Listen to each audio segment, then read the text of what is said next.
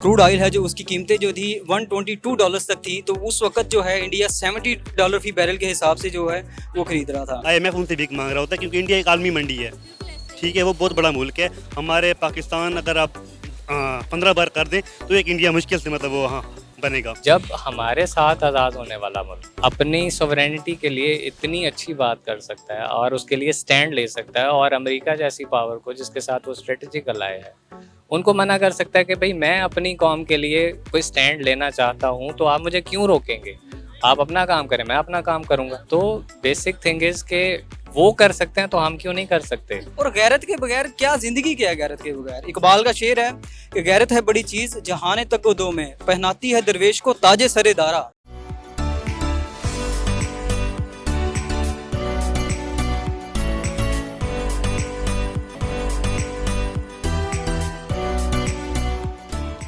अस्सलाम वालेकुम, नमस्ते, सत श्री अकाल। मैं हूं सनाम। जब नाज़रीन 13 अगस्त को इमरान खान साहब ने अपने जलसे में इंडिया के फॉरेन मिनिस्टर की एक वीडियो प्ले की और कहा कि इंडिया के फॉरेन मिनिस्टर को भी रूस से तेल खरीदने पर मना किया गया, जिसके जवाब में इंडिया के फॉरेन मिनिस्टर ने कहा कि आप कौन होते हैं हमें मना करने वाले?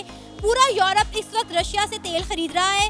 इस वक्त इस तेल की ज़रूरत हमारे मुल्क और हमारे मुल्क के लोगों को है। हम इस तेल को रशिया से परचेज करेंगे।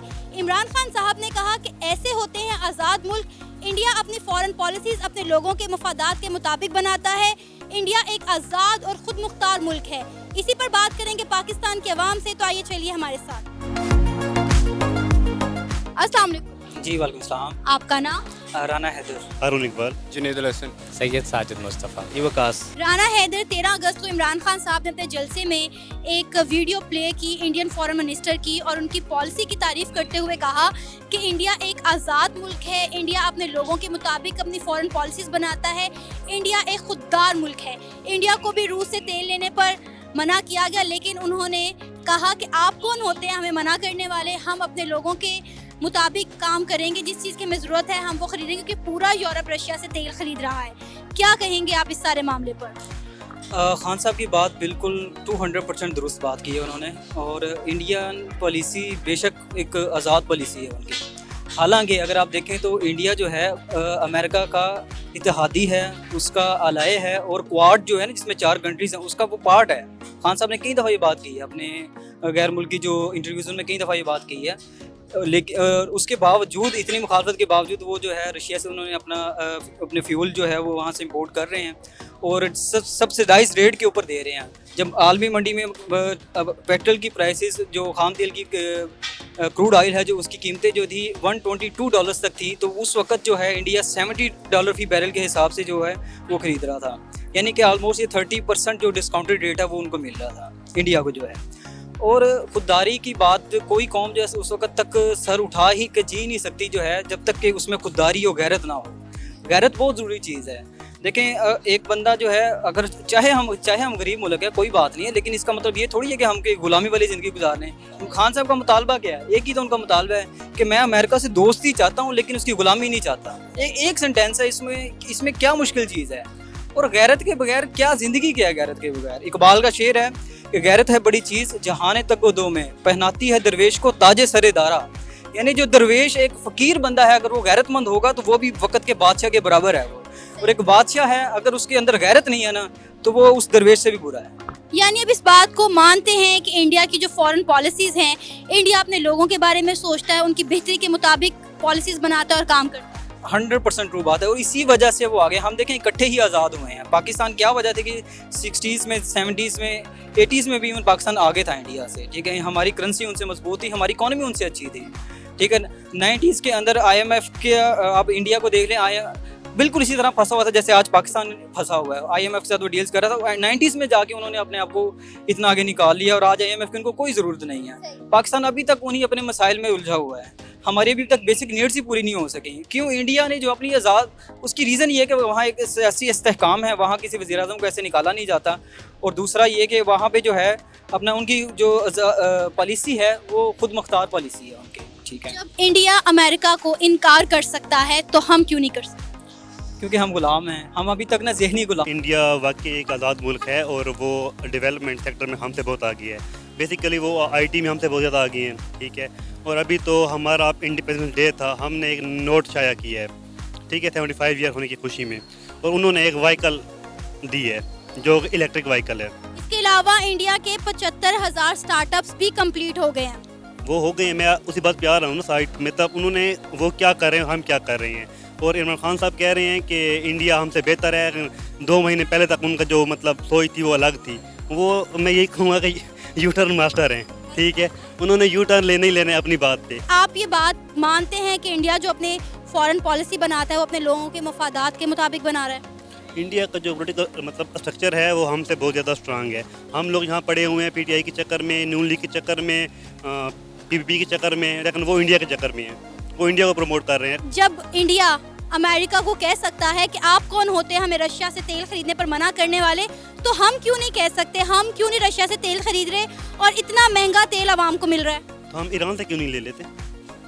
हमारी पाइपलाइन भी हो चुकी है, सब कुछ हो चुका है, तो हम ईरान से क्यों नहीं लेते? रशिया हमसे दूर है, ईरान हमें पास पड़ता है, ठीक है, और हमारे मुआहिदा भी हो चुका है, तो हम उस पर काम क्यों नहीं करते? हम रशिया और अमेरिका को देखते हैं, चाइना को देखते हैं, ईरान को भी क्यों नहीं देखते?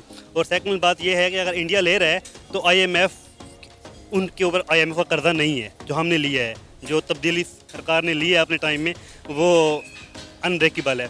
और बाकी बात यह है कि आप इंडिया की बात करें कि वो रशिया से फ्यूल ले रहे हैं, ऑयल मतलब पेट्रोल ले रहा है, ठीक है, तो IMF ने उसको मतलब डिमांड की थी कि आप हमें राइस दें, ठीक है। IMF उनसे भीख मांगता है, IMF उनसे भीख मांग रहा होता है, क्योंकि इंडिया एक आलमी मंडी है, ठीक है, वो बहुत बड़ा मुल्क है। हमारे पाकिस्तान अगर आप 15 बार कर दें तो एक इंडिया मुश्किल से मतलब वो वहाँ बनेगा, ठीक है, वो बहुत बड़ा मुल्क है और वो उनकी जो इकानमी है वो बहुत स्ट्रांग है हमसे। तो उनको अमेरिका हो या जो भी हो, और आप कह रहे हैं कि वो अमेरिका को आंखें दिखा रहा है, वो ऐसी कोई बात नहीं है। वो उनका सबसे बड़ा ट्रेड पार्टनर है इस टाइम, इंडिया और USA, ठीक है, और वो अपन कैसे आप कह रहे हैं कि वो आंखें दिखा रहा है। जिस मुल्क को जहाँ पे फ़ायदा होता है वो वहाँ से चीज़ लेता है। ठीक है, हम मानते हैं कि इस वक्त हमें महंगा पेट्रोल मिल रहा है, लेकिन अगर हम बात करें इंडिया की, तो इंडिया ने अपने लोगों को सस्ता पेट्रोल देने के लिए उस पर टैक्सेस कम कर दिए हैं। यहाँ पर हम देखते हैं रात को सोएं तो सुबह 30 रुपए लीटर के ऊपर बढ़ गया होता है। उसका मैं आपको यही मतलब ये कहना चाहूँगा कि हम आलमी मंडी के साथ कंटेक्ट क्यों नहीं कर लेते, कि हमारा ये चक्कर ही ना हो हुकूमत का कि PTI ने किया है, नून लीग ने किया है, PTI ने किया है, वट जिसने भी किया है, हम ये भी कर सकते हैं उसको। हम अगर आलमी मंडी के साथ वो कर दें तो जब मतलब रेट अप होगा तो वो ऑटोमेटिकली अप होगा, जब डाउन होगा तो डाउन होगा। जैसे अब डॉलर की कीमत गिरी है, ठीक है, अगर ये हफ्ता 10 दिन स्टेबल होता है तो उम्मीद है कि 15-20 दिन मतलब 15-20 रुपये रेट गिर जाएगा पेट्रोल का, ठीक है। और उसके बाद अगर आलमी मंडी में आप देख लें कि $86 का बैरल मिल रहा है, ठीक है, तो वहाँ पे भी रेट गिरा है। लेकिन अगर हमारा आलमी मंडी के साथ होता तो अब हमारा 215-210 पे आ चुका होता पेट्रोल ऑटोमेटिकली, लेकिन हम वो नहीं कर रहे क्योंकि हम ओगरा के बंद हैं, IMF से हमारे कॉन्ट्रैक्ट हैं, तो हम वो नहीं कर सकते। अब आपके मुताबिक एज अ पाकिस्तानी इस सारे मसले का हल क्या है? इस सारे मसले का हल ये है कि कोई भी अगर आप मतलब इलेक्शन होते हैं, कोई भी पार्टी आती है, उसको स्टेबल रहने दें, चाहे वो PTI आती है, चाहे वो नून लीग आती है, चाहे वो PPP आती है, चाहे वो XYZ कोई भी आती है, उसको स्टेबल रह के 5 साल काम करने दें। इमरान खान साहब ने अपने जलसे में इंडिया के फॉरेन मिनिस्टर की वीडियो प्ले की, उनकी तारीफ करते हुए कहा कि इंडिया एक आज़ाद मुल्क है, इंडिया जो भी अपनी फॉरेन पॉलिसीज बनाता है अपने लोगों के मफादात को मद्देनजर रखते हुए बनाता है। उन्होंने ये कहा कि इंडिया एक खुददार मुल्क है। क्या कहेंगे आप इस हवाले से? खुददारी बेसिकली वो चीज़ है कि जो इंसान के पैदा होने के साथ ही उसकी इज़्ज़त नफ्स होती है। बेसिकली हम लोगों में इज़्ज़त नफ्स कहाँ है, कहाँ पाई जाती है? मैंने तो आज तक किसी शख्स को नहीं देखा पाकिस्तान में जो ये कह रहा हो कि मेरे में कोई इज़्ज़त नफ्स है, क्योंकि हम लोग जब से पाकिस्तान आज़ाद हुआ यही देखते हैं कि जी हम लोग अपनी खुददारी के लिए लड़ते फिर रहे हैं। सुवरेनिटी क्या है? कुछ भी नहीं। हम लोगों ने कुछ भी हासिल नहीं किया अभी तक पाकिस्तान से। और जहाँ तक इमरान खान साहब की बात है तो ही वॉज राइट, उन्होंने बिल्कुल ठीक कहा कि जब हमारे साथ आज़ाद होने वाला मुल्क अपनी सोवरेनिटी के लिए इतनी अच्छी बात कर सकता है और उसके लिए स्टैंड ले सकता है, और अमेरिका जैसी पावर को जिसके साथ वो स्ट्रेटेजिक अलाय है उनको मना कर सकता है कि भाई मैं अपनी कौम के लिए कोई स्टैंड लेना चाहता हूँ, तो आप मुझे क्यों रोकेंगे? आप अपना काम करें, मैं अपना काम करूँगा। तो बेसिक थिंग इज़ कि वो कर सकते हैं तो हम क्यों नहीं कर सकते? वो भी इंसान है हमारी तरह ही, हमारे जैसे ही हैं। उनकी तहज़ीब हमारी तहज़ीब एक जैसी है, उनके इलाकों के नाम हमारे इलाकों के नाम एक जैसे हैं, हमारे रहन सहन रिवाज वगैरह तकरीबन सेम है, तो क्यों हमारी सोच वैसी नहीं है? क्यों हम लोग तख्लीकी सोच नहीं रखते? हम लोगों को चाहिए ना कि हम लोग भी तख्लीक करें, हम लोग भी कोई ऐसी चीज़ लेकर आएँ जो हमारी कौम के लिए, उसके लिए बायस फ़ख्र हो। हम कोई हमारी स्पोर्ट्स में अगर हम प्रोग्रेस कर लेते हैं तो उसको उठा के सारा दिन सर पे रख लेते हैं। तो क्यों हम फॉरेन पॉलिसी पे काम नहीं करते? क्यों हम अपनी कौम के लिए खड़े नहीं होते? हमारी इतनी सारी हुकूमतें आई, आज तक किसी ने खड़े होकर ये नहीं कहा कि जी हम अपनी कौम के लिए ये करना चाहते हैं। मैं अपनी कौम को कभी नीचे नहीं जाने दूंगा। क्यों ये नहीं बोल सकते हम?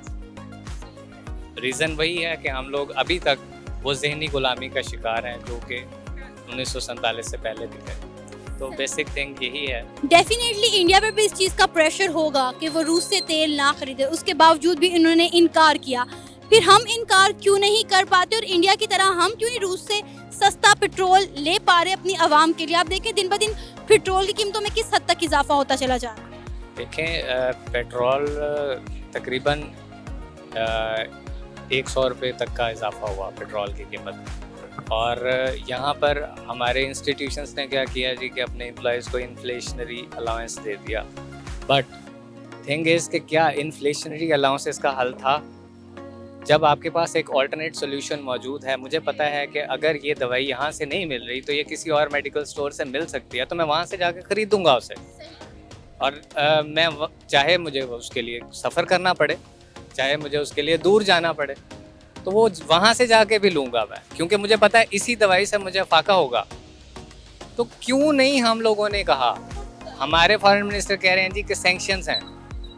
कौन से सैंक्शंस? किसने सैंक्शंस देखे? अभी तक यूरोप उससे पेट्रोल और गैस खरीद रहा है, और अभी तक दूसरे ममालिक उससे गैस, क्यों उस वक्त सैंक्शंस ख़त्म हो जाते हैं? हमारे लिए सारे सैंक्शंस हैं। असल वजह वही बार बार आ जाएगी कि हम लोग अभी तक उसी ज़हनी गुलामी का शिकार हैं जिससे हम अभी तक नहीं निकल सके, और हम अभी तक यही सोचते फिर रहे हैं कि जी अमेरिका नाराज़ हो जाएगा। आपके मुताबिक इस सारी सूरत हाल का हल क्या है? किस तरह हम अपनी पॉलिसीज अपने लोगों के मुफादात के मुताबिक बना सकते हैं? बेसिकली बुनियादी ढांचा ठीक होने वाला है। हमारा बुनियादी ढांचा ही ठीक नहीं है। जो शख्स आता है वो अपने तरीके से चलाने की कोशिश करता है। इस पर बैठकर अच्छे तरीके से बहस करके एक ऐसा स्ट्रक्चर तख्लीक करें जिस पर बैठ के बात हो सके कि जी हम लोग अपनी कौम को किस तरीके से, जो कि अभी तक पसमानदा है। गुर्बत का ये हाल है कि लोग ऐसे लोगों को मांगते देखा कि जिनसे तवक्को नहीं है कि वो मांगे। और हम लोग गुर्बत की लकीर तो बहुत बड़ी चीज़ अब हमारे लिए एक सोच है कि वो किधर है। हम लोग बहुत नीचे जा चुके हैं। तो जो लोग हमारी जगह पर बैठकर काम कर सकते हैं, जिनको हम आगे लेकर आते हैं, वही हमारी बात नहीं करेंगे तो फिर कौन करेगा? तो इसके लिए इन लोगों को इस्लाहात लानी होगी, बुनियादी ढांचे को ठीक करना होगा, हमारी फॉरेन पॉलिसी को ठीक करना होगा, और ये मिलजुल कर बैठ कर ही हो सकती है। अदरवाइज़ ये कोई अकेला बंदा या इमरान खान अकेला नहीं कर सकता। अगर वो एक फॉरेन पॉलिसी बनाता है तो उसको अपोज करने वाले हज़ारों बैठे हुए हैं। तो ये चीज़ हमने देखनी है, हमारी लोगों ने बैठकर देखनी है कि हम इसको किस तरीके से ठीक करेंगे। यहाँ पर इस चीज़ से ही बाहर नहीं निकलते कि तुम करप्ट हो और तुम करप्ट हो, वो उस पर इल्ज़ाम लगाता है, वो उस पर इल्ज़ाम लगाता है, तो फिर हम तरक्की कब करेंगे? इल्ज़ामात में ही फंसे रहेंगे। सर, इमरान खान साहब ने इंडिया की फॉरेन पॉलिसी की तारीफ करते हुए कहा है कि इंडिया एक आज़ाद मुल्क है। इंडिया जो अपनी फॉरेन पॉलिसीज बनाता है अपने लोगों के मुफाद के मुताबिक बनाता है, और इंडिया एक खुददार मुल्क है। क्या कहेंगे आप इस पर? जी बिल्कुल, अगर इंडियंस जो है वो अपने मुल्क के लिए ज़्यादा पैट्रियाटिक हैं और ज़्यादा लविंग है अपने मुल्क के लिए, तो डेफिनेटली वो अच्छी पॉलिसी अपने लोगों के लिए जनरेट करेंगे और बनाएंगे। तो सिमिलरली मैं जो स्टेट इंटरेस्ट है उनको जो है वो अपने सामने रखते हुए हमें भी अपनी पॉलिसीज़ जो है वो अकॉर्डिंग टू द जो पब्लिक इंटरेस्ट है उसके मुताबिक ही बनाना चाहिए। अगर इमरान खान साहब ने उनकी तारीफ़ की है तो उसमें कुछ हकीकत है। मतलब वो अगर वो बनाते हैं अपनी पॉलिसीज़ जो है पब्लिक इंटरेस्ट पे बनाते हैं तो उसमें डेफिनेटली उनकी कौम का और उनके मुल्क का फ़ायदा होता है, और इसीलिए वो इकनॉमिकली जो है ना वो दे आर इम्प्रूविंग। और पाकिस्तान में जो है वो पॉलिसीज़ जो है वो थोड़ी सी डिपेंडेंट होती हैं, इंटरेस्ट इसमें आ जाते हैं, कुछ पॉलिटिकल इंटरेस्ट होते हैं, कुछ इंटरनेशनल लेवल्स के इंटरेस्ट हैं। तो उसमें जो है ना वो फिर हमारे जो मफादात हैं, हमारे इंटरेस्ट हैं, वो अफेक्ट होते हैं इसमें। इंडिया पे भी प्रेशर डाला गया कि वो रशिया से तेल ना खरीदें, उसके बावजूद भी इंडिया रशिया से तेल खरीद रहा है ताकि अपने लोगों की जरूरत को पूरा कर सके। लेकिन पाकिस्तान को जब मना किया गया तो पाकिस्तान को 30% जो था डिस्काउंट के साथ तेल मिल रहा था, उसके बावजूद भी पाकिस्तान ने तेल खरीदने से इनकार कर दिया। क्या कहेंगे? भाई ये तो देखें, एक फ्रीडम ऑफ जो पॉलिसी है उसका एक लेवल है।